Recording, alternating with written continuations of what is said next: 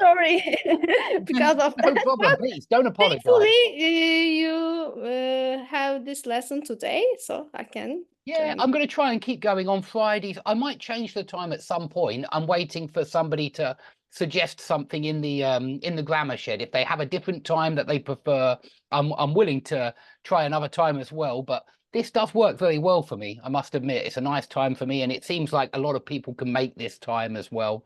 And so why not? So would you like to start with some pictures today, or do you have a story you want to retell anyway? Can continue with the pictures because it helps for the vocabulary and grammar at the Yeah, same time. it's certainly spontaneous as well. I like what Stefano suggested last week, though. He suggested doing some work with literature, and certainly I'll Hmm. try and make a course on that soon so that we can look at the literature and also improve vocab and grammar. But I think that's also good for retelling anyway. And so if anybody wants to do that, I know Makita likes doing that and retelling a film or a book. That's fine as Yes. well. But I He usually tell different stories and movies, and it is good to hear. It's also fun. It doesn't matter really if it's from the pictures or from something else. But what's important is that it's spontaneous and that it's a monologue. So hold on a second. I will share my screen, and I think this should work. Is that working? Yes. Excellent. Uh, okay, there is a soldier, armed soldier, and there is a rose on the top of his gun, Good. or I Well, don't know the type of the gun, but yeah, you could say I suppose it's a rifle, maybe. yes, Rifle is the rifle. one. Yes, I rifle. There is a rose on in the rifle at or on the rifle. Which preposition is correct I for would this? say in here just because it's Yes. out of the end of it. It's coming out of It, the end of it's it. attached the rifle Attached to the and rifle. attached to the rifle, and there is a fat bald man. Uh, Maybe he say goodbye to soldier. Good. Uh, Maybe he is. he's Yeah. he is shaking his napkin. I don't Good. know. Yeah. Good. Uh, and send him to the war, maybe. Good. But I think he is a wealthy person because he is kind of overweighted, in Overweight. fact. Overweight. And He is. maybe he is politician or the other. He is on duty on the government, maybe. I don't Okay. know. Yeah. Maybe he works for the government. Yeah. Maybe. Yes, and he is happy and content, but the soldier looks sad because I think he doesn't want to fight, doesn't want to be part of the war, and he fight with the enemy, and there is a scene from the war, and maybe there is bombing and injured people or that people because I saw a arm raising, I see. and I see an maybe arm I, going. I see a arm raising from his side, maybe a An piece of arm. arm Actually, I see an because arm of rising. Sorry. Sorry. I see an arm rising rather than raising. Raise is when you raise your hand. You do. You raise yes. your arm, but the arm is rising out of the ground. Yeah. Okay, maybe he's a part of somebody's after explosion, or maybe he's attached to body, Good. a person, a soldier's body. And this wealthy and happy fat man looking the charts, and maybe this Is looking chart at. Yeah. Make sure you put the at there. Is looking at a chart in front of him, and the graphic is rising. the graph, I would say the graph, not the graphic. The graph, the line on the graph is rising. It's a line graph. Yes, the line on the graph is rising, maybe about the gun industry or something about war. And I think he become becomes rich during the Yeah, he's getting during the war. Maybe he benefits from war. good. Yeah, absolutely. I think he's Maybe profiting. I remember we do use get with the comparatives. Get bigger, get smaller, get richer, get poorer. I think he's getting richer. yes, and the war is beneficial for him. Good. And during this time, most of people on the war is dying, Are and dying. If it's most of the people, yes, dying. are dying, and there is a miserable soldier. Maybe he's injured. Maybe this is his last minutes Good. before that. I He's think so. dead. I think so. He looks miserable and maybe in pain. And then our guy, our rich guy, gets richer day by day, maybe, and he likes to uh, count his money, and maybe he has own uh, place to hide, maybe in the bank.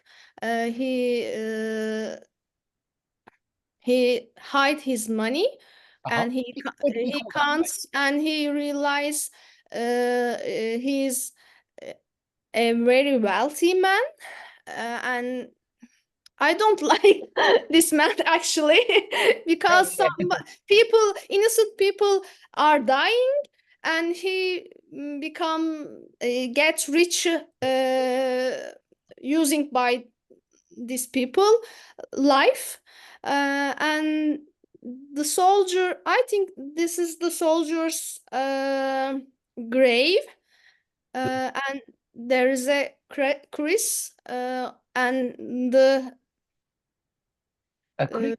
Do you mean what's the name of the soldier's hat? I don't a know. helmet? Helmet. Helmet, yes, helmet. There is a helmet, which is remind us the person who lies on this graveyard is a soldier, Good. and uh, maybe he is just a peon on this war.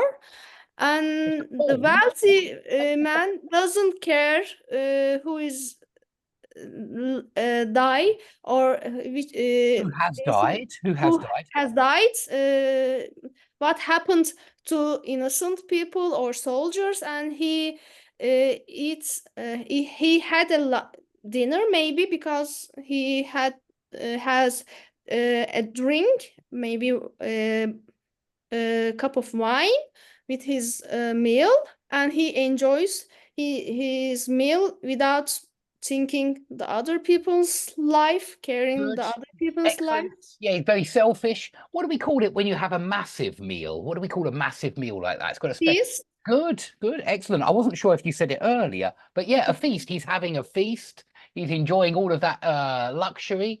Um, Excellent. Very, very good. We even call people, I think he's supposed to be a fat cat.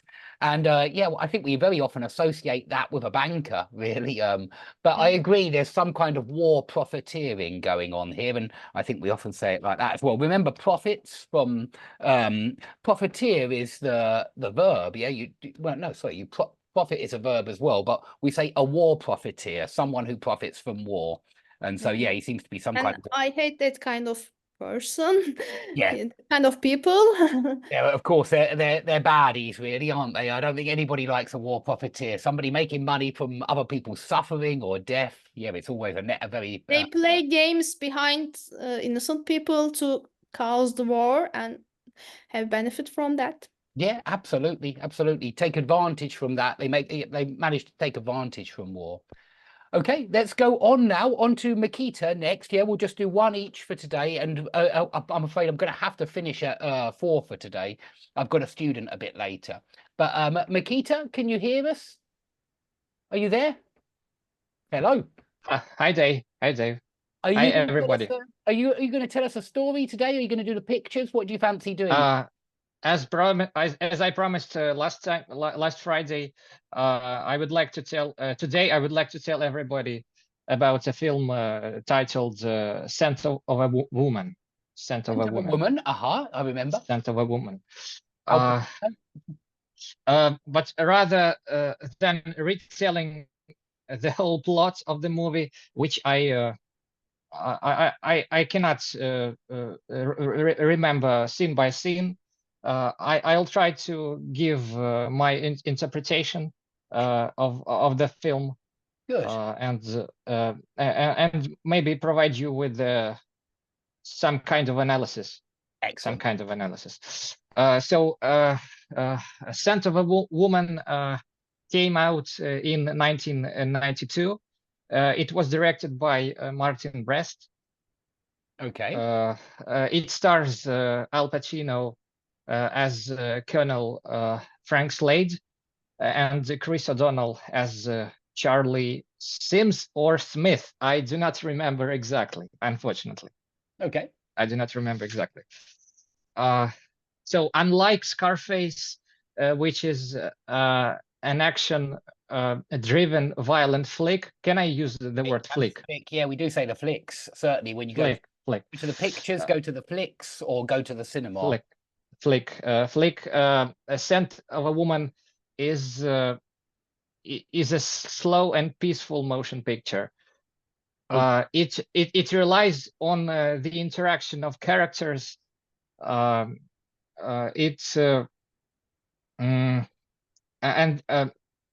It relies on the interaction of characters, and their relationships are expressed through dialogues, opinions, and behavior.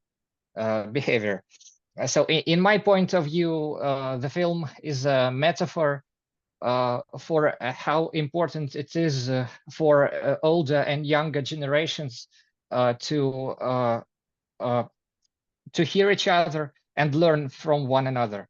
To listen to each other, I'd probably say, rather to listen to each other and learn from one another, or from one another.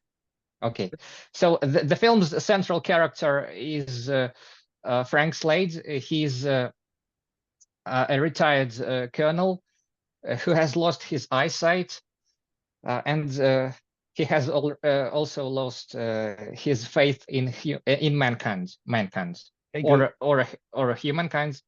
Mankind, yeah, he's lost his faith in mankind. In mankind. Okay, he's bitter, he's cynical and rude on the surface, but only on the surface. It seems so. His inability to see the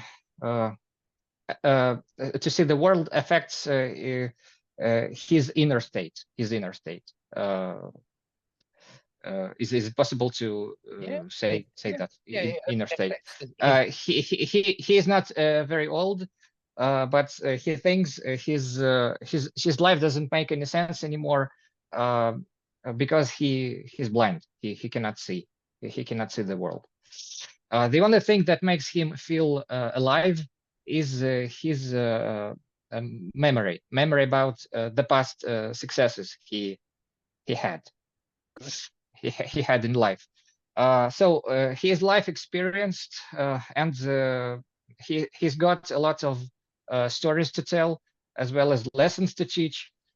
And when Charlie, the second main character of the movie, appears in his life, initially he only uses the young man to realize his plan, or to fulfill his plan. Fulfill his plan is better. To fulfill his plan.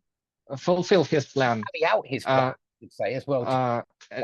His plan includes a symbolic pilgrimage to New York, to see and visit places and speak to people he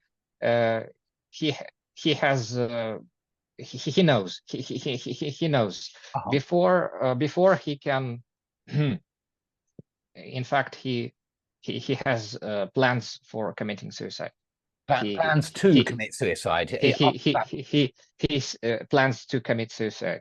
Or yes. Yes. He plans to. Yeah, you can say he has plans to, or he plans to commit suicide, and we would use to.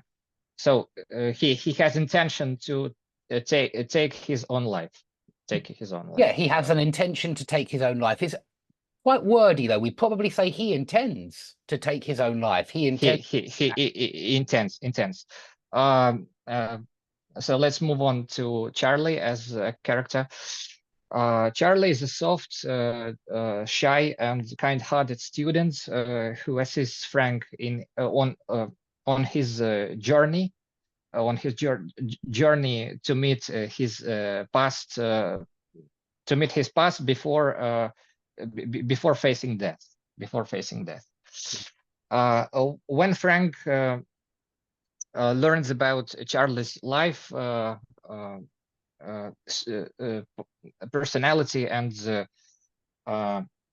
difficulties he has, he starts feeling sympathy for the young man. They become friends. Charlie even manages to survive Colonel's life by convincing. That's the wrong verb. He even save. Save. Yes. Charlie even manages to save Colonel's life by convincing him not to make this fatal shot near the end of the movie. So the Colonel understands there are still things that make life worth living, because his eyesight is only one of his senses. Good.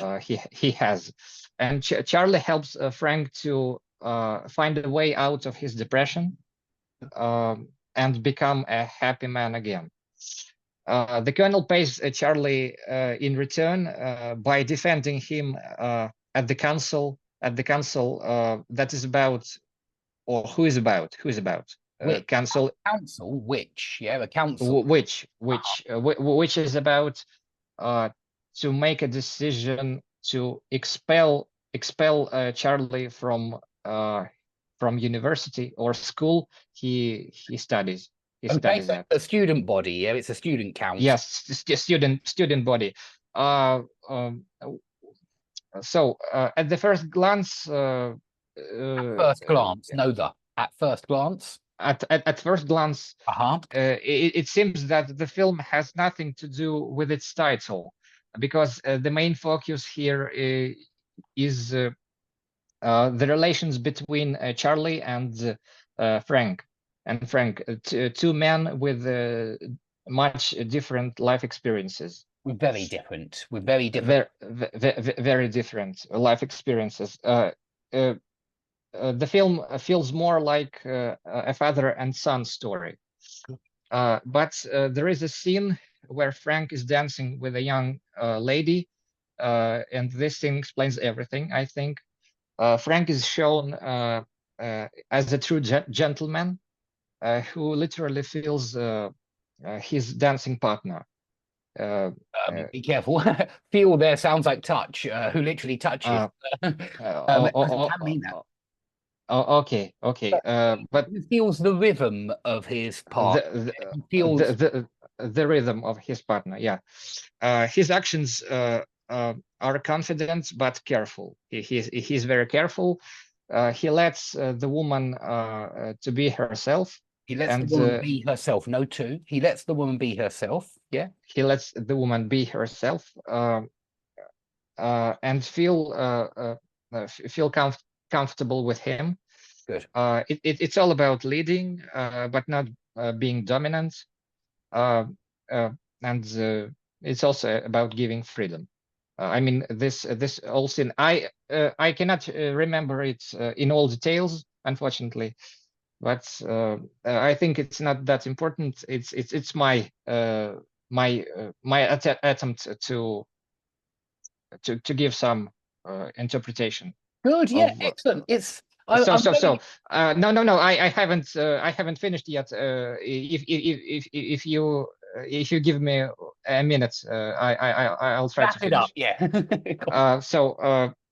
Moreover, Frank here is able to smell the woman's perfumes, and he can unmistakably say what they are. what they are.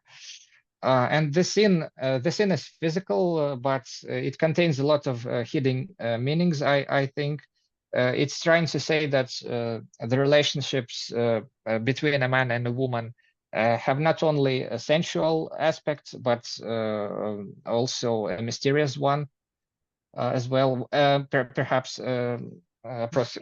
so both go together. I mean, physical aspects and most some mental, then, not mental. Yeah, if a man is lacking the ability to see a woman, he can still learn another ways to I don't know, to interact with her. I mean, he can hear her, he can talk to her, he can. I would still listen. Unintentional. Hear is unintentional, but listen to is intentional. Listen to her, talk to her, touch her, and finally smell her. And smelling is probably the most important sense among all, because well, it is very different from person to person, and it can be the key to learning and understanding the nature of a human being, and not only, of course, not only a woman, but any living person. I would say see it in the animal kingdom how important the sense of smell is, and I humans normally put it as the least important sense in a way. Mm-hmm. I would naturally think of it as far less important than sight, for example. You do see how important the sense of smell. Maybe it's a hint that when a person lacks one of his senses, the rest become stronger, much stronger. You can also say sharper. They become sharper. Precise. Sharper. That's what I mean by sharper. Okay, fantastic, Nikita. That was great, but we're going to have to move on. I'm sorry, but that was really good. I like how you did that. That was really good, very confident as well, and lots of good expressions that you've used. Let's move on to Bibig. I'm not sure if you've been before. Bibig. I don't recognize your name. Can you hear us? Can you hear us? Can you see us? Oh, I'll ask to unmute. Maybe that will help. Hello, Bibig. Can you hear us? If not, we will move on to Alicia because she is next on my list. Bibig, can you hear us? No? Okay, let's move on to Alicia. Alicia in Belgium. Yes. Yes, can you hear us? Yes, I can hear you. I'm correct, aren't I? Do I remember correctly? Are you in Belgium? Yes, it's correct. Excellent. Okay, and how are you doing today? You good? Yes, I'm fine. And you? Yeah, all good here. I'm a little bit worried about my cat today, just because my cat had a very nasty infection. We call it an abscess. I don't know if you know this word. It's You know this word, yeah? Is it something? Yeah. Yes. Fantastic. Something like yes, an infection or an abscess. It's with something in it or something. Yes, exactly. Yeah, there's pus. There's pus inside, and I've spelt it wrong. Yes. I will check how to spell it in a second. I'm not sure about abscess, but yeah, there's pus inside, and he's gone walking off, and he hasn't come back since the morning. So I'm a little bit worried, but I'm sure he'll be fine. He'll probably come back a bit later. But yeah, what would you prefer to do today, Alicia? Do you have a story for us, or do you want to do the pictures? It's completely up to you. The pictures are fine for me. Excellent. Okay, well, I'll stop that share, and we'll share back to Bidstrup. Here we go. And you've got this one. I don't think I see the pictures. Okay. So the man on the left is a construction worker, or he drawing the pictures. He's drawing it. Make sure you put an S at the end of the drawing. He's drawing the pictures to build a house or building. Good, excellent. What do we call this profession? An engineer. Yeah, somebody said it in the background there. I don't know who it was, but yeah, I sometimes say an engineer. I agree, but architect. I'm not sure who said that, but yeah, absolutely right. Architect, or maybe some kind of construction engineer. I agree. It could be an engineer. Yes. So he is an architect and he drawings the pictures. And then on the next picture, I see that the man who's drawing, or who is an architect, he the other people take a look at the drawings. No. Good. Yeah, I think they Yes. haven't taken a look at the drawings. Do you know what we Take a call look. these drawings? There's a special word for drawings of buildings or also of devices when they're in the kind of invention stage. Blueprint. Good, excellent. That's exactly what I was looking for. Yeah, blueprints. We often say for Yes. like Yeah. design, and so it looks like the blueprints for some kind of new tower, or maybe it's a cathedral. I'm not sure. Yes. So the people who building or for who is making the blueprints, he yes, he give the pictures or he But I think so. They check the blueprints. Yeah. yeah, And, they check the blueprints if it's correct. And then on the next picture, a few years later or months later, good. the building is built Yeah. and it's correctly built or it's just the same as the blueprints. Good. Yeah. Yeah. And then- Excellent. So it's been well built. Yeah. It went according to plan. Good. Yes, and then everyone is happy that it's the same and it's built the building and the architect receives something or Good. other man say something to the architect that he has done good work. Good. Yeah. So he received some kind of, what would we call it? What could we call that? Yes. Mad. You could say a medal, you could, but medals are usually in, I mean, it does look like a medal. It really does. It looks very much like a medal. But I would say that Okay. medals are very often for soldiers, you know, for the army, for the navy. I think, I mean, you give them to civilians as well. There are some for civilians, there are. But you might say an award, I think, for Award, yes. He received an award for his work.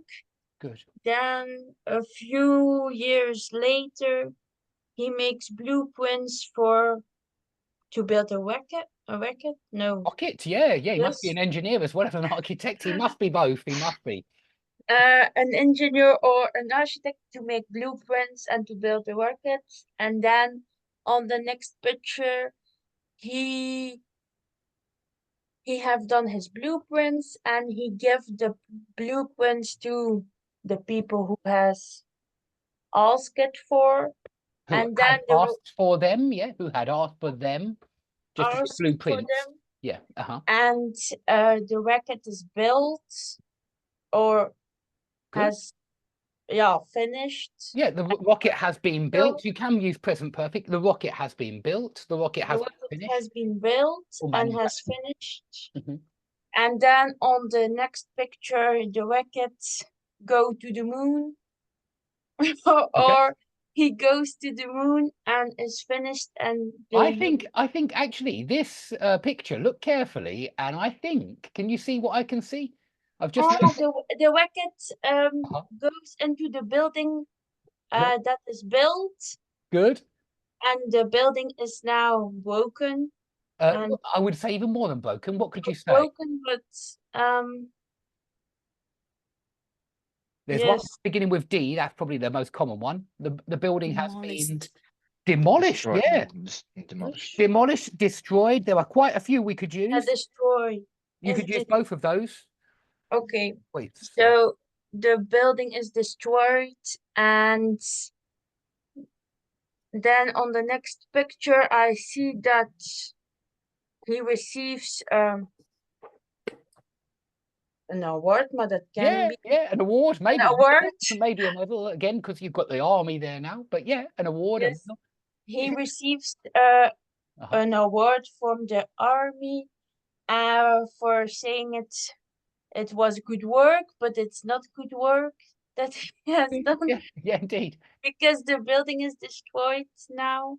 Good, excellent. There are a lot of good words you can use for that picture. In fact, you can say the building was blown to pieces, blown to bits, blown to smithereens. And it means, when it exploded, it was completely Yes. destroyed. But blown to pieces, blown to bits, or blown to, I quite like this one, smithereens. I always think it looks like Okay. a very strange word. I think it's an Irish word originally. I did look it up one time because I wondered where it had come from. But we say, yeah, the building was blown Yeah. to pieces, blown to Blown to smithereens. pieces. But that is Yes, okay. excellent.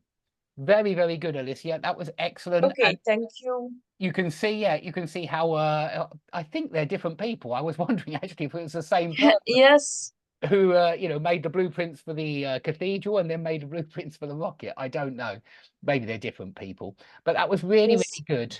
Let's Okay, carry on. We'll thank keep you. going, and we'll see if we get time to go. Well, perhaps I'll do a revision section at the end for some of the words that have come up today. But let's now go on to Tao. I see next. Tao, can you hear us, Tao? Tao Nguyen. I'm sorry if I. Yes.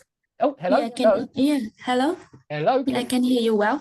Excellent. So what would you prefer to do today, Tao? Are you going to tell us a story, a book or a film, or would you like to use the pictures?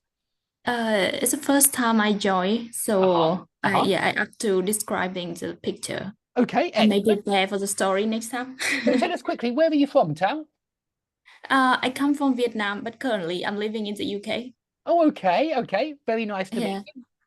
Yeah, nice to meet you too. Okay, so when you're ready, you've got this this next one. And again, we are on a kind of war theme today. There's a lot of soldiers. So yeah. What can Okay. Yeah, this one is it looked good for me. It's okay. Okay. Yeah. So what can you see in the first picture? Can you see this picture? Yes, very clearly. Excellent.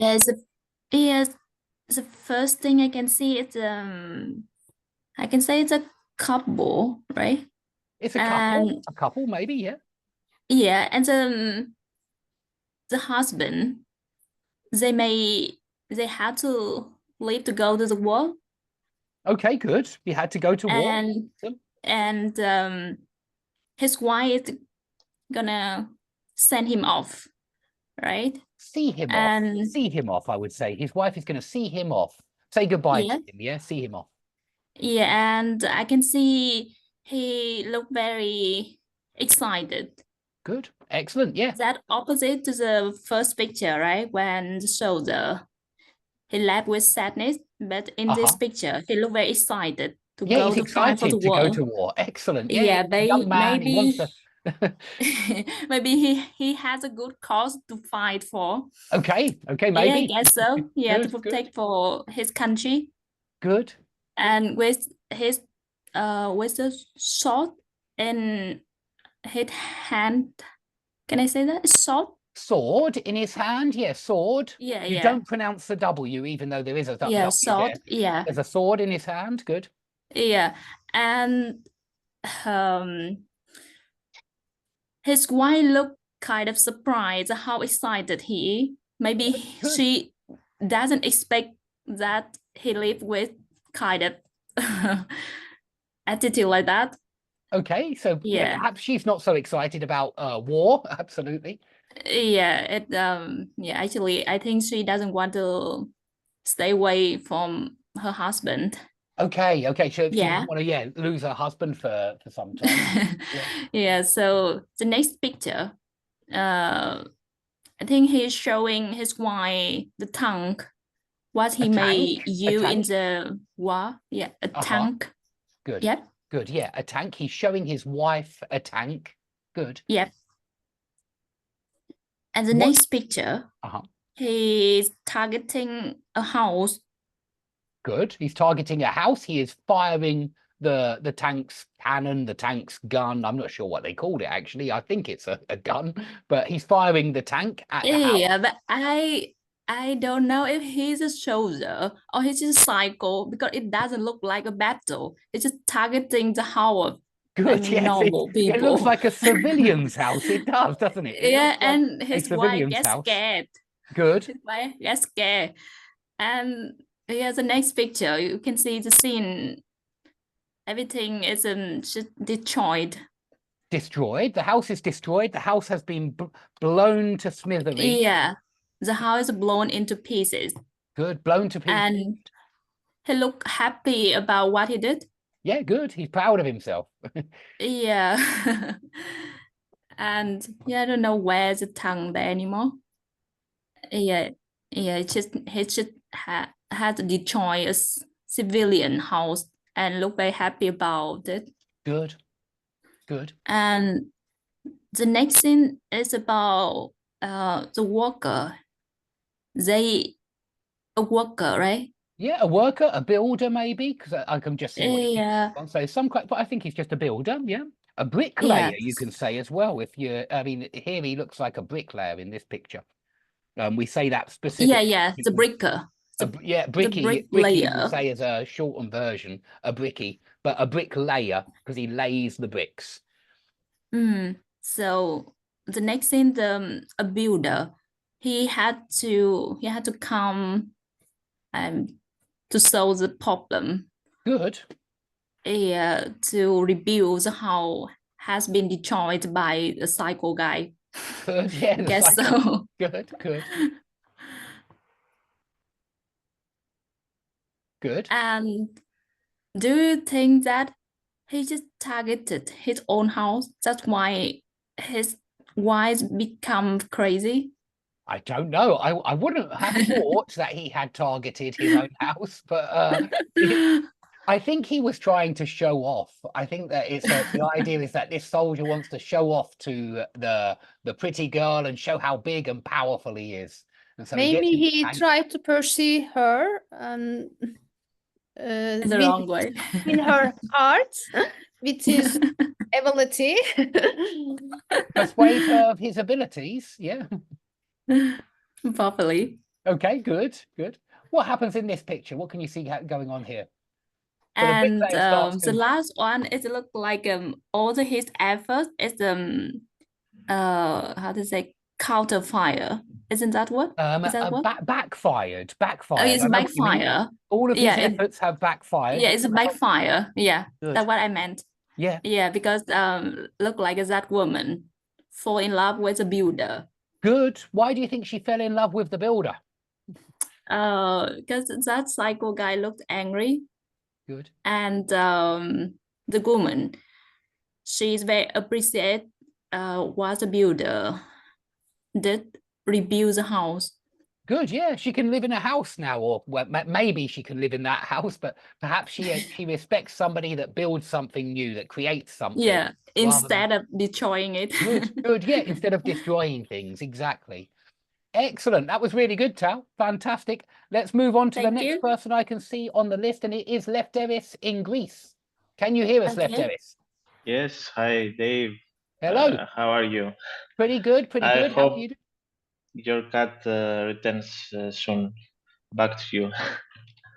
Sorry, I missed that. I hope that your cat will return back to you. Oh, thank you. I hope so too. I'm keeping my eyes peeled. I can see my garden in front of me, and I'm keeping my eyes peeled. I am. Okay, so I am a bit intrigued to say some things about a book that I have in mind. Good. Because as I looked in my bookshelf, I found a title from a prolific and renowned British writer. It's in Greek actually, but I will. Okay, I know the writer. Yeah. Huxley. Yeah, Brave New World. This is the book, and I actually have read this book a few years back, so I'm not completely familiar with the exact plot of the story. But in any case, it was a really deep, I would say, book, as it portrayed futuristic or like an alternative kind of society that is completely different and suppresses the expression of emotions. It has some peculiarities about the way they have to behave. About it has a very strict caste system that people have, like Good. one role and only that. And I think the message is that in this society, I think it's called world order, if I'm correct. Yeah, New World Order or something no, like that. Yeah, New World Order. in this kind of society, there is no place for individuality. There's no place for expressing personal opinions, and it has deep meaning because it speaks about society stuff, and you can make many connections, or I don't know. And I think that the plot, as it continues, it introduces a new character that was not born in this society, was not formed by the society. And he has a name. He's a savage. A savage. Yeah, a savage. Yes, Yeah. to them at least, he's a savage because he has a completely different cultural background, and I would say that this background is like some native tribe that is very close knitted. The people are very connected and reliant on each other, and with nature also. Good. So there is this distinction between the two completely different cultural heritages, and without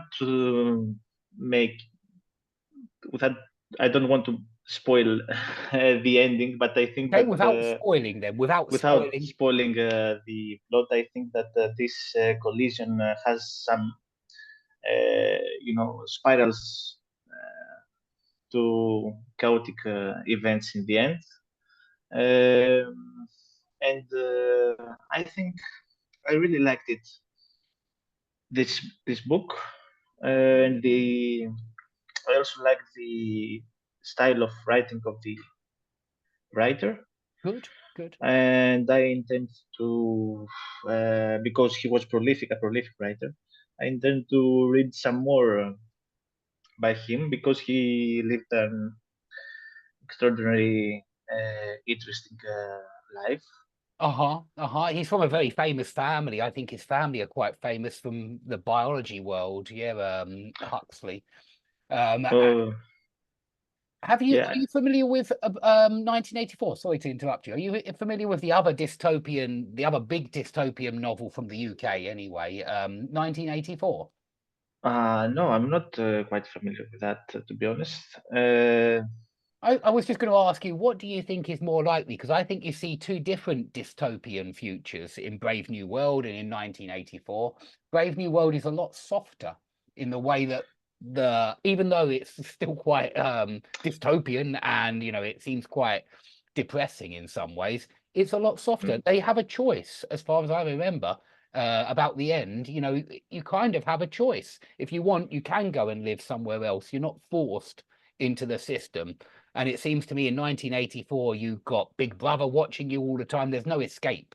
They have to go out into the woods, and even in the woods, there's listening devices in the trees, in the bushes, cameras. Oh, yes. Of course, I believe there will be like ups and downs, and maybe, unfortunately, things won't go always linearly progress, but unfortunately, there might be some backdrops, like some difficulties on the road. But eventually, I think that we will be able to overcome those, and those kinds of books. Even though they're like they describe like very eerie and depressing, like alternative futures. They also are reminders that we can collectively, progress, or we can also collectively, destroy our progress Good, yeah, as a civilization, and to foster like a more a kind of a unity of humans that can build things together. It's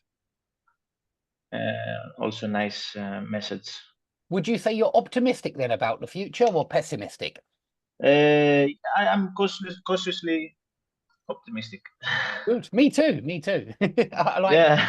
I think even though I like I do like the dystopian fictions. I enjoyed 1984, and I read Brave New World a long time ago, and I like them both. But I think they are perhaps exaggerated, even though they're interesting, and there are many things that we can see around us, which seem to be very similar to 1984, where certainly so much of us can be found out and known. So much of our data, I mean, is out there, and some companies have got it, or they're buying and selling our data. So a lot can be found out about a person nowadays. I think that was very clearly predicted in these dystopian novels. Yes. And Aldous Huxley also had some, except from his dystopian like creation.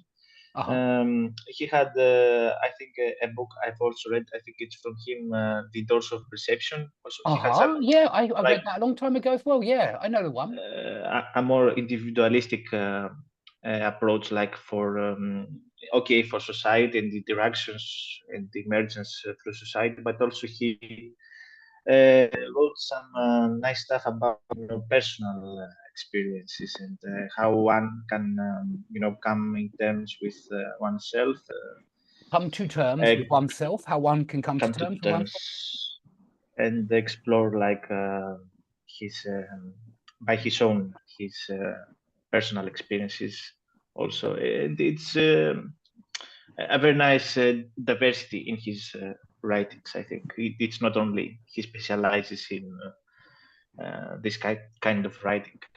I wondered, I mean, being honest, especially because of Brave New World, I remember that there was a drug in Brave New World that they tried Soma. I think Greek word. It's a Greek word. It means Soma. Is that from Greek? Yeah, Soma. Yeah, it means body in Greek. Soma, my body. Oh, body. It means body. Body, yes, body. Okay, Soma. I didn't realize that. It means body. Okay, I see. I know he was very, I understood that this was the big debate. Go on, sorry, Snehal, say something. Okay, I'm not sure. Perhaps that was accidental.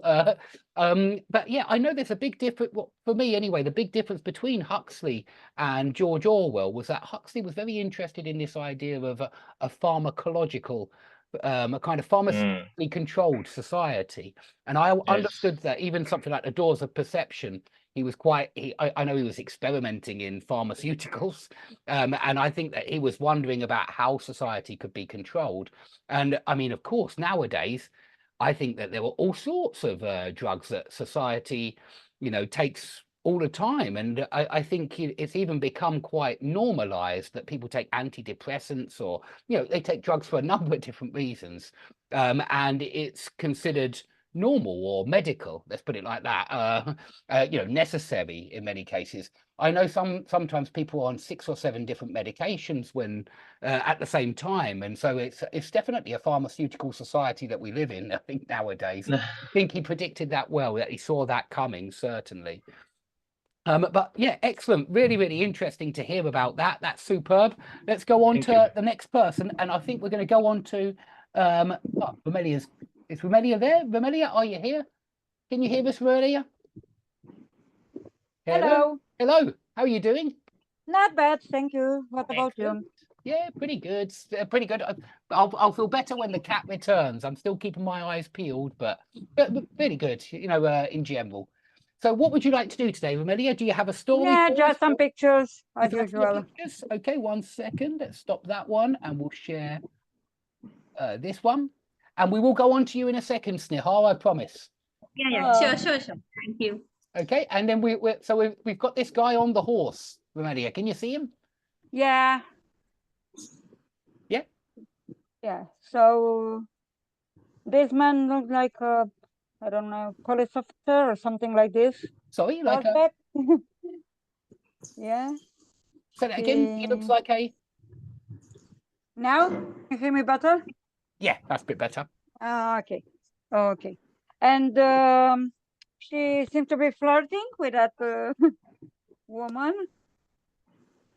I can't simply can't infer the story from the context. Okay, I mean, if I put it down a little bit, I think you'll see what's going on here. I agree. This guy is flirting with this girl, and then who turns up on his horse, feeling very powerful and important?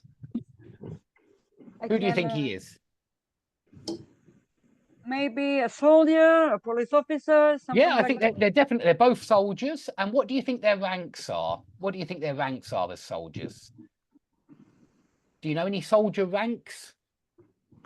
Not an easy one, certainly not. We had one earlier. In fact, somebody was saying a colonel. In fact, it was Nikita. Oh, the rank. Yeah. So which ranks do you think they are? Who do you think is, a higher rank? A lower rank, probably. General. Good. I think this guy is a general. I agree. I think that the guy on the horse is a general. And does anybody know what we call the person at the lowest rank? Private. Good. It is a private. Well done. It is indeed a private. And so, yeah, I think that's the private. That's the general. Okay, what does the general ask the private or tell the private to do? What does the private do? Honoring the general. Do you know what verb we use for Salute. that? Good, excellent. It is indeed salute. The private salutes the general. He always has to salute the man of higher rank. I think it's. I attribute to the general. Yeah. Good. So what does the general say, do you think? What do you think he's saying or he might be saying? Ooh, she make a fuss about the fact that he's involved in such an affair maybe with this woman. So yeah, he's making a fuss. Perhaps he's telling him off, yeah, for having for chatting up the woman. Certainly, good. Yeah. Okay, so what does he make him do next? Ooh, to apologize and Traveling. Crawling. Yeah. He makes him crawl. Yeah, he makes him crawl. He ordered him crawl. He ordered him to crawl. Excellent. So what word do we use, Romelia, when someone is doing this, when someone is making somebody do the lowest things? There's some good words. Humiliate. Good. Humiliate. Excellent. Yeah, he is humiliating the private. I think he's doing it on purpose. I think he likes the girl, yeah? And he's decided that, okay, I will humiliate the private. So he makes him crawl. What does he gets him to do everything he wants. Yeah. Good. What happens next?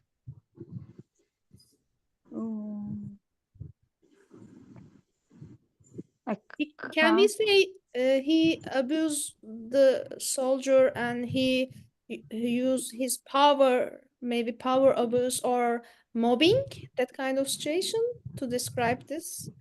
Sorry, he uses his powers to abuse his. He abuses, abuses inferior, his private. He abuses his powers, and you can say, yeah, he abuses the private. You can say that as well. He abuses him, but he abuses his powers. It's an abuse of power. We usually put it like that. It's an abuse of power. I agree. I want to say that, but I couldn't find the correct definition. I understand. Yeah, that's the phrase you wanted. It is. It's an abuse of power. That's a common collocation, certainly. Okay, good. Exercitates his power over the. Yeah, he's exerting power over the private. Okay. Good. What does he order him to do next? Maybe to have to do with very cold water. To what do we call water in a place like that? You know, when it's in the street. A puddle. A puddle. Yeah. So what does he order him to do? To get soaked in the puddle. Yeah, he orders him to get soaked in the puddle, to go straight into the puddle. Excellent. Okay, so he's still humiliating him. Yeah. So what does his girlfriend do? Urges the horse to run. So how did she do that? The rein, yeah. The reins of the horse are what the general's holding. Certainly he's holding the reins. What does she do? Yeah, I mean, how would we Poke say that? the horse with her umbrella. Yeah, she hits the horse with the umbrella. Yeah, she hits the horse with the umbrella. Or she whacks the horse. I think we often say whack, by the way, for hit. She's breaking the horse. Oh, okay, using... pricking. Okay, yeah, maybe it's a pointed umbrella. Yeah, it's a sharp umbrella, and maybe she's pricking the horse. Yeah, I thought it was a whack, but it might be a more of a poke, a prod. And you can say that she's pricking the horse with the umbrella. Can you say poking? She's poking a stick. Forking, Poke. I wouldn't usually say fork. Poke, I would say. I mean, Maybe Yeah, poking. P-O-K. Yeah, P-O-K-E. Sorry, P-O-K-E. I don't hear that one. Poke. She tries to Poke. say poke. Oh, poke. Yeah, Oh, yeah. she's poking. Yeah. Yeah, she's Umbrella. poking. Yeah. Absolutely. She whacks, she hits, or she pokes the horse with the umbrella. And poke is, more like when it's a object and it's like that. Poke. In fact, it's often like that with your finger. Poke somebody with your finger. Yeah. As a result, the horse gets unruly, or yeah, the horse like gets unruly. Yeah, good. You can say that. The horse gets unruly. And difficult to control, unruly. Yeah, and make them fall down. I wouldn't use fall down here. I mean, I use fall over when somebody falls over accidentally. But here I would say the horse jumps, and what does the general do? He sent him flying in the puddle. Good. It's the horse sent him flying into the puddle is great. Or he falls off the horse. The horse jumps and he falls off the horse. Or the horse gets rid of the person on the top of it. Yeah, the horse got rid of the general. The horse got rid of him. I do like the horse sent him flying. That's very, very natural English, certainly. The horse sent him flying. That does work, certainly. That's good. So the horse sent him flying, or the general falls off the horse jumps. Excellent. Can we say it's upside down in the he falls head first into the puddle. He falls head first. Headlong, or yeah. I'm not sure about headlong actually. Falls headlong into. Do we say that headlong? I'm not sure. I'll have to check that one. Headlong. I have heard it. Paradise Lost. Satan falls headlong. Okay, Satan falls headlong into. Yeah, is that where it's from? Yeah. There is an idiom to describe this situation. The woman takes revenge. What's the idiom? She makes him taste his own medicine, or gives him a taste of his own medicine. Yeah, that's really good. She gives him a taste of his own medicine, a taste of his own. I can see you're a doctor. You know the medical idioms here. She gives him a taste. Of his own. But yeah, excellent. That's a really good idiom. That certainly works really well for taking revenge. Yeah, especially when the revenge, she wants to humiliate him and get him in the puddle. And so yeah, that works very well. Puts him in the right place, maybe. Puts him in his place. She puts in him his place. Yes. Yeah, she puts him in his place, which is in the puddle. Yeah, she puts him in his place. Yeah. Yeah, that works very, very well as well. So some really good expressions there, guys. Any others? Oh, hello, Stefano. Hi, Dave. Okay, well, we'll go on to Snehar now, but that was fantastic, Romelia. We got some really good expressions there, and I really liked the horse sent him flying. We certainly say that when something sends you flying through the air. The horse sent the general flying in the end. So I don't think that one's that great, being honest, Snehar. Do you want to do that one, or do you want to do the next one? Next one, please. Yeah, I think this one's a bit better. You've still got a general and a private. Yeah. So what can you see in the first picture? So in the first picture, the private is feeding a pigeon. Good. And the general has come over to him. Good. Yeah, and he's shouting at him. Good. And then the pigeon flies off. Flies off or flies away? You can say both, actually. The pigeon flies off, the pigeon flies away. But I wouldn't say away here just because it's there in the next picture and the next picture. Yeah. So I think the general tries to grab it or maybe even hit it with his sword, maybe. Sword. Yeah, it's a sword. Yeah. And then in the next picture, the pigeon takes off the hat of the general. Yeah, takes the general's hat. I'm not sure I'd say take off for a pigeon, but the pigeon takes the general's hat, flies off with the general's hat. Is great. Flies off with the general's hat. Okay.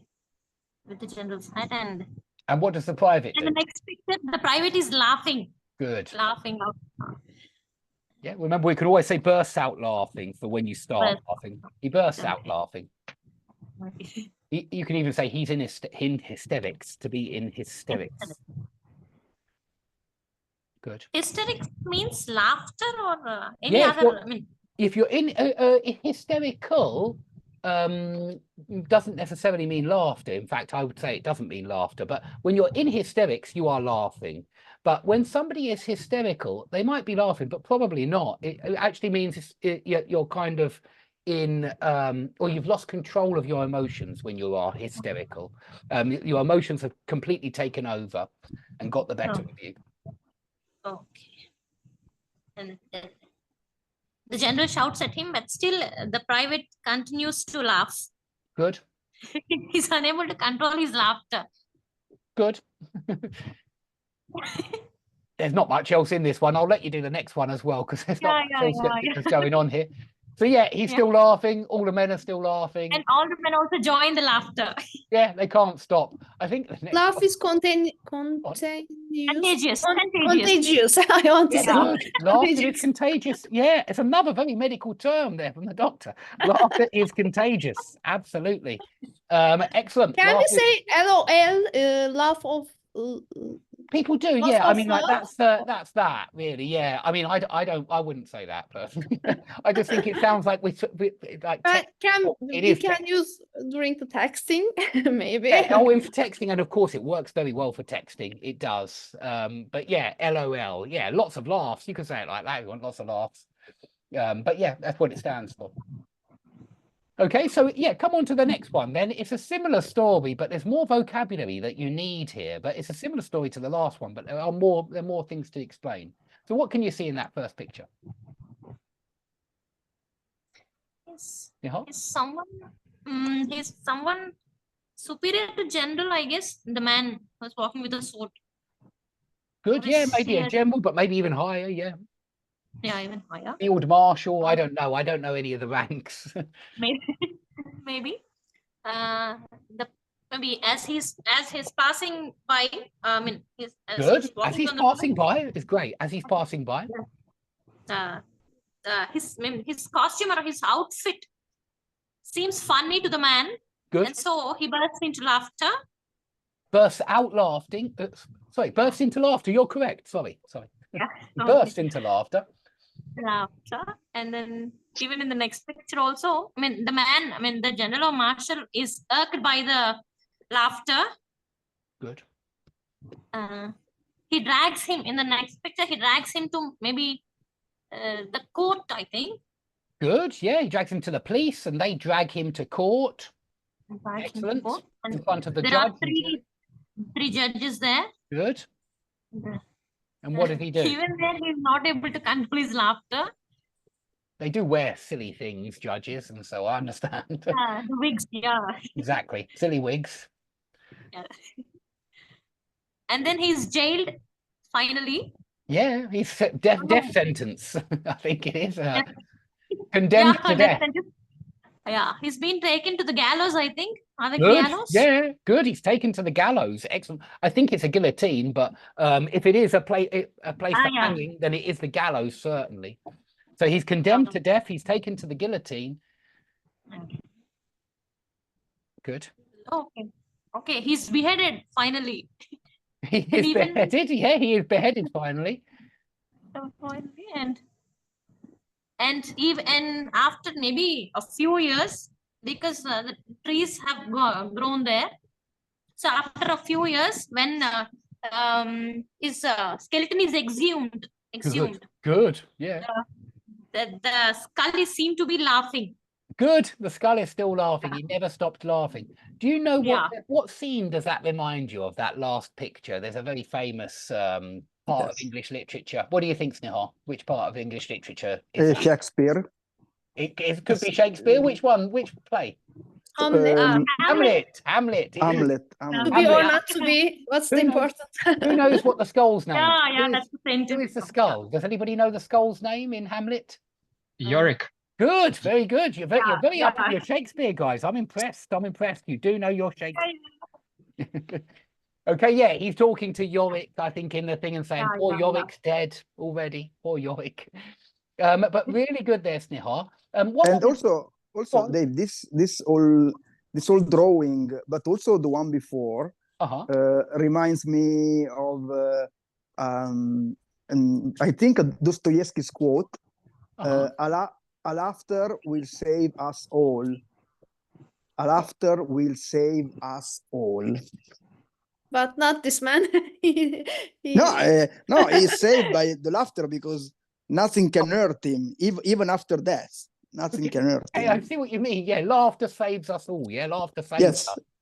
I'm sure a lot of comedians would agree that laughter saves us in some kind of way. And of course, it is nice to have somebody put a smile on your face. You do feel like you overcome things with laughter, that you overcome, oppressive things. But yeah, I totally take your point, Dylan. Good point. It didn't seem to save him. He's there in his grave.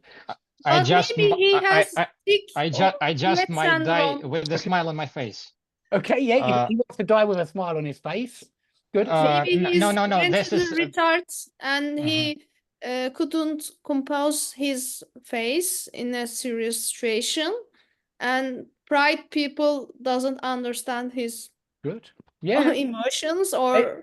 I don't think anybody likes being laughed at. The general didn't like being laughed at. The judges and even the priest, I think. What do you think the priest is reading him there? Do you know what we say for that guy? Bible. And what do we say when you're reading something, the part before somebody dies? What does the priest read to you? It's not actually when somebody's condemned to death, but anytime somebody dies, he reads the. Do you know what they're called? I'm not familiar with the Christian terms. Okay, it's the last rites. I'm not very familiar with the Christian terms, being honest, but I think that the priest reads the last rites. I think that's what he's doing there because he knows he's going to die in a second. So you have to, or some people would like the priest to read the last rites, and then they go off to heaven, hopefully. Yeah, I'm not sure. But excellent for that one. Let's do one more then, Stefano. I don't think you've had a turn yet, Stefano. Are you there? No, I've just arrived. No, I didn't have any turn. Okay, you're the last for today, and so tell us. Are you going to tell us a story, or do you want to use the pictures? It's up to you. I did take your advice, by the way. That was good advice about literature, and I've done lessons on some different books. I'm just taking the first chapter at the moment and looking. Thank you so much, Dave. I'm looking at different things in different books. So I think that a lot of people will appreciate because. When I told you this advice, someone wrote in chat that they will buy for sure that course. It's a good idea. It's a good. Sorry, go on. Because in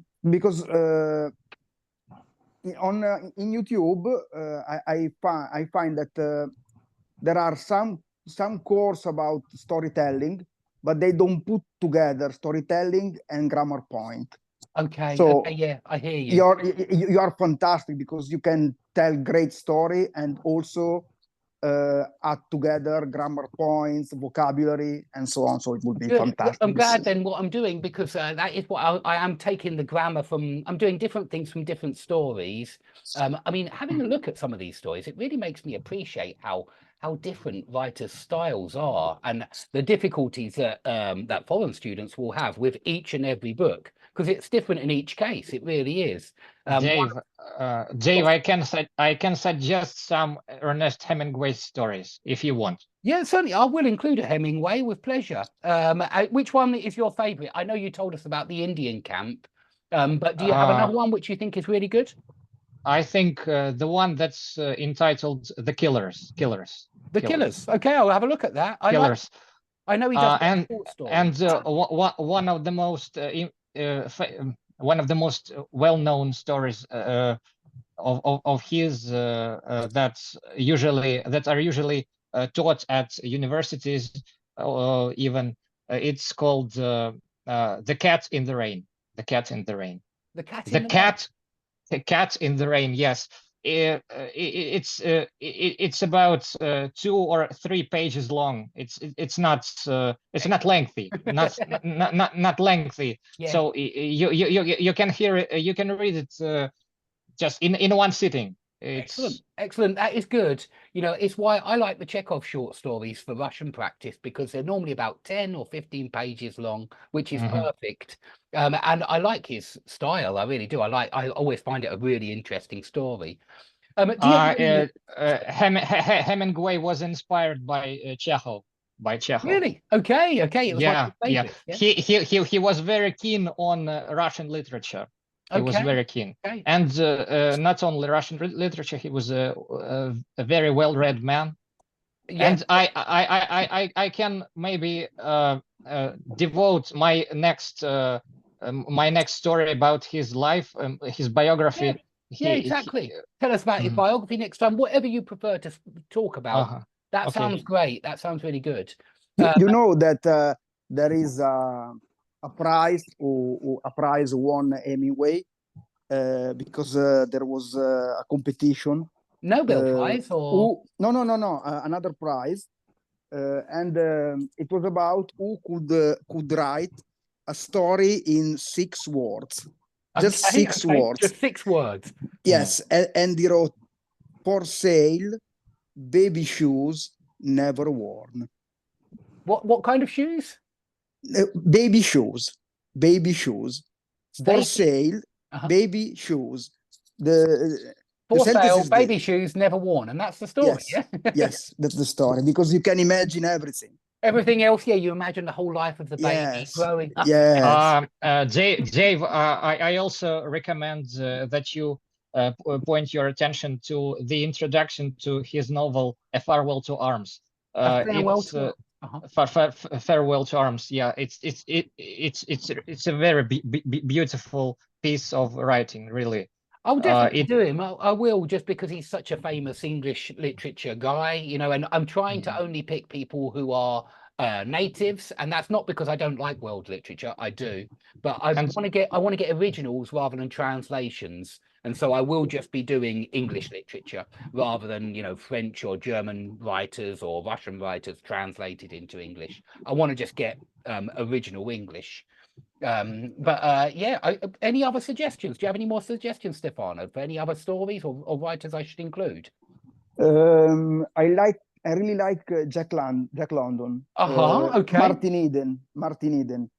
And Martin Eden. Martin Eden. Yes, it's a long book, really long book. I don't know if you know, if you have already read it, but it's great. If I'm not mistaken, Jack London, one of the famous Jack London's short story is "Lust for Life," if I'm not mistaken. Lust for Life. Okay. Lust for Life. Yes. I only know the dog ones. I know A Call of the Wild and White Fang. White Fang. Yeah. You know, because I like Martin Eden, even if it's not a short story. Because I want to be sincere with you, Dave, and all the other guys here. I've never read that book, but I watched the movie because they made the movie from it, and it's really great, the story, because there is a guy who is in love with a woman, and is a poor guy. He was working on the ship, cleaning the ship. I don't know the name for that job, but. Well, anyway, he fall in love with this woman, with this girl who is really, really rich, a rich woman of a rich family. And at the beginning, she doesn't like him. No, she doesn't like him because he looks a little bit rude, and he doesn't like his manner. But in some way, she's also attracted by him. attracted to him. She's also attracted to him. And then she's always saying that he doesn't have any. He doesn't have any culture. He wants him to study, and so he starts a rough diamond. A diamond in the rough. Yeah, a diamond in the rough. And so he starts to study, to improve, to study literature. He stopped working because he wants to study to prove her that he's great. He can change his life. And then in the end, he is able to become one of the best writer of England. And he becomes really famous. And the girl, at the end of the book, goes to him, no? But he doesn't like anymore. He doesn't like her anymore. Yeah, okay. Yes, because he says this is all because of that shitty book. This is all because of this. And so he realized that the girl that he fall in love was not what he expected, what he was expecting. And the end is really bad. It's tragic, the end. Okay. But it's really a great story. Gave us spoiler. Yeah, exactly. Yes, but I didn't tell you. Yes, but I didn't tell you what happened in the end. So it's not a complete spoiler. Still, I like the sound of it. It's a very motivational book. Motivational. Yes. Demotivating, maybe, if you're in love. No, it's not demotivating because in the middle of the book, she fell in love with him. They start to become girlfriend and boyfriend, but he feels that he wants to be more because he feels that he doesn't have the control of the situation, and he feels he's not in control of the situation because maybe she can choose another man. So, and she always push him to study, force him to study. You must become this, you must, and so he starts to study. He went away from her to write his book, and then incredibly, him.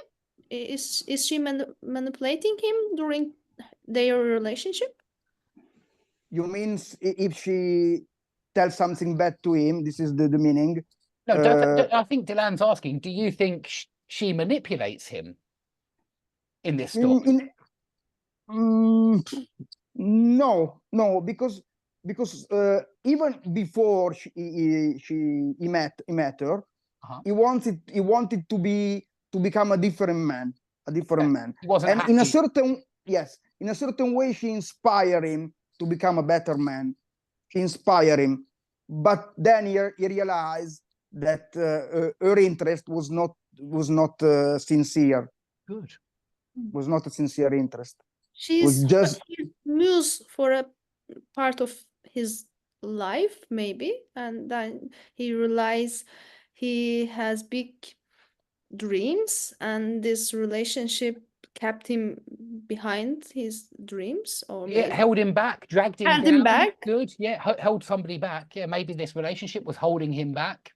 Yes, in a certain way, it forced him to become a better man, but also, yes, in the end, when he realized that what she was in reality, what was the real face of this woman, he realized also that in a certain way, he wasted his life.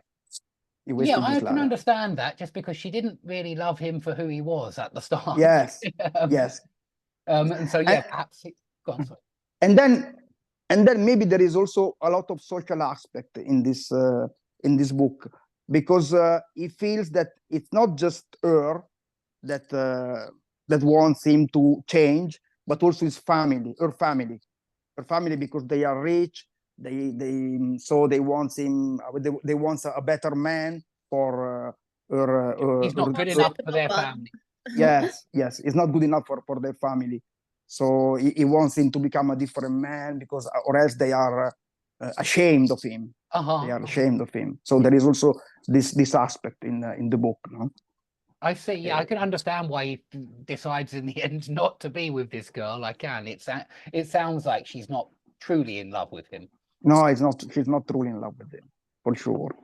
Well, that sounds like a great suggestion. That does. When he starts writing his short stories and sending them to different newspapers, magazines, he doesn't receive any replies from these I don't know issues. Publishers, good, very good. Publishers. And in the book there is even a scene when he himself appears in some office of the magazine or the newspaper. I do not remember exactly what building was it. And it was, yes. And he even finds the office of the editor walks inside and tries to use brutal force to convince him to pay him for his short story, because it has been published. Yeah, so it's well, it's the story of becoming an educated man, a poor man, is working towards become a successful writer. It's like a self-made man. Yeah, I see what you mean. It's based mainly on Jack London's life. I see. Himself. It's semi-autobiographical. Semi-autobiographical. Yeah, it's a strong novel, and I think it doesn't. I don't know. It's not mentioned often these days. Yeah, it's not so well known, or it's not well known as White Fang and Call of the Wild. You know, I know they're the main ones which I associate with his name straight away. But yes, it's a social novel. There is a inequality, the difference between upper classes and lower classes, and yes, it shows that a person, no matter how bright, intellectual, educated he or she is, he wants to I don't know, become a member of this upper class. It's the society rejects. It doesn't allow these people to I don't know, to integrate. Okay, yeah. So there's no social mobility. We often talk about social mobility here, and you know, I think it's. I want to ask you who read the book, what are the ulterior motives of the ladies? Because she's upper class and she can find better person as a partner in her life, and the ladies not suitable for her, and she doesn't interested. To me, good question, Dylan. Good question. I like it. To me, she likes him because he's different than other people around her, and she likes her difference, her his behavior, the fact down to earth, that kind of thing. Yes, because I read some part of the book where she's attracted from his hand, his robust body of the man. So she's attracted because he has another aspect of all other men that lives around her and her family. I think she's fragile and he is so masculine. Yes. She is attracted by this aspect, and my idea is that in the end she is really in love with him. This is my conclusion. I don't know if you will think the same thing, Dave, or others, because maybe in the end he rejects her because he thinks that she doesn't have the gut to to go with him when he was a poor man.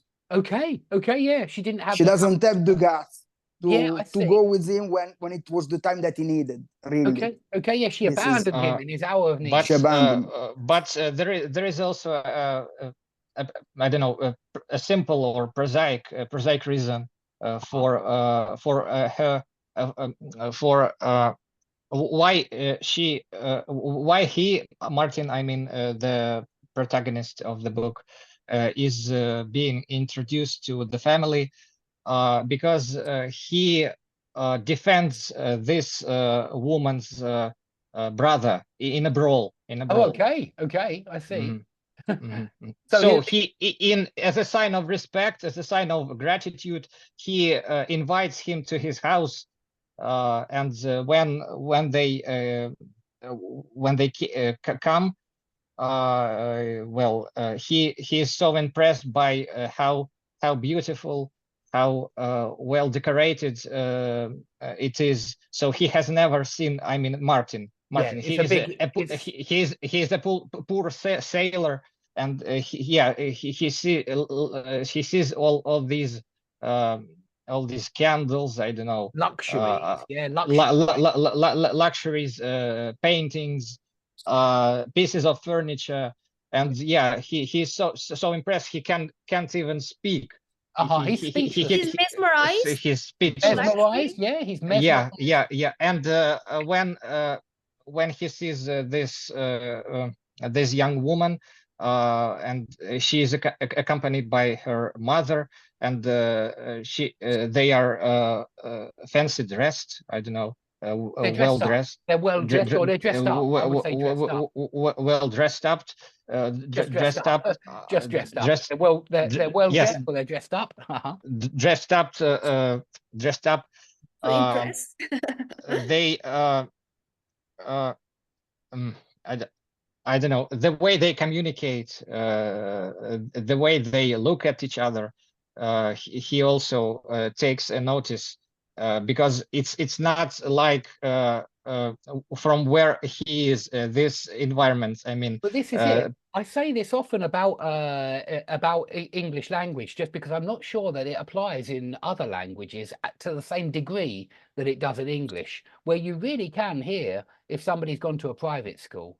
You can normally hear it in their voice. Now, I don't want to say that you can do it 100% of the time. Someone could easily trick you by putting on an accent that they didn't grow up with. But usually the way somebody speaks will tell you a lot about somebody's socio-economic background in England. A posh accent. Exactly. A posh accent is so easy to hear. I mean, really, when I'm teaching you, I try to use a bit of a posh accent, and I mean RP. You know, I know that people in the pub would consider that posh, certainly, the way that I speak to students, certainly. But at the same time, the older you get, the less that seems to matter. You know, I think when you were young, there was a lot of reverse snobbery, we say, where people would make fun of you if you spoke well, and spoke or used grammatically correct sentences. That would often get you, you know, there's a lot of reverse snobbery around where people want you to speak in a less posh way or something like that, and you can certainly hear it anyway in English. And so we'll definitely, let's do some literature then. I'm afraid I'm going to have to wrap it up now, guys, but I have enjoyed discussing literature, and so it'll be great if you want to come in with stories that you've read and retell them. That's fantastic as well. In fact, that's what I'm doing, you know, thanks to that advice. Thanks, Stefano. I've just been doing Strangers on a Train by Patricia Highsmith, and I've only read the first chapter, but I do want to read the rest now. It's well written, and I'm interested by the guys. They both have a weird relationship with their mums, and I know that they're going to murder women as well. You know, that they're not happy with women in their lives. I just know that because of how I've heard about the story. But I'm actually really intrigued. It's well written, and it'd be great to do a lot more literature each time. So we'll do another class same time next week. I'll send you the Zoom link as always. It will come through. It will be on the Grammar Shed as always. But I will see you all next time. I hope you all have a lovely weekend, whatever you get up to. But I will see bye bye. Bye. Until next Friday. Thank you very much. Until next Friday, guys. Until Bye, next Dave. Thank you. Bye bye. Bye bye, Romania. Bye bye, Lefty. And Tao. And have a nice weekend. Thank you. Dave. Thank you. You too, guys. Bye-bye. Have a Bye. great weekend. Bye-bye. Bye bye.